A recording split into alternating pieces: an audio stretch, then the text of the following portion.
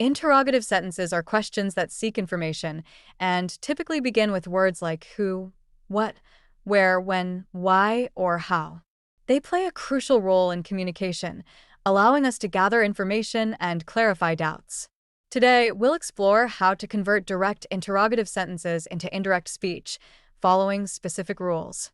Let's dive into Rule 1.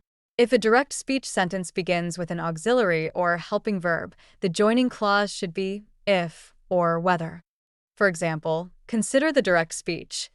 Are you coming to the party? When we convert this to indirect speech, it becomes, she asked if I was coming to the party. Notice how we used if to connect the two parts of the sentence. Moving on to Rule 2. If a direct speech sentence starts with a question word like what, where, or when, no conjunction is needed because the question word itself acts as the joining clause. For instance, take the direct speech. Where is the nearest bus stop? In indirect speech, it changes to, he asked where the nearest bus stop was. The word where smoothly transitions us into the indirect form without needing any extra conjunction. Now let's discuss Rule 3.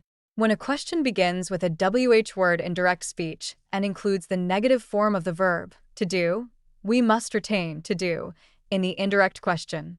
For example, if someone says, who does not want sugar in the tea? The indirect speech would be, Ollie asked who didn't want sugar in the tea. Here, we kept the verb to do to maintain the tense and clarity of the question.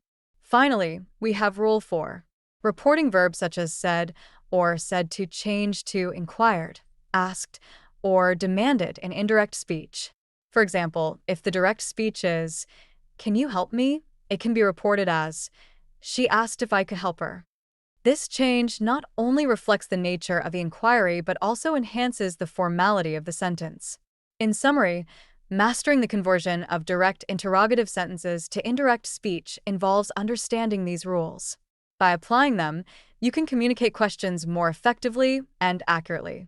Whether you're writing, speaking, or simply engaging in conversation, these rules will help you navigate the nuances of English grammar with confidence.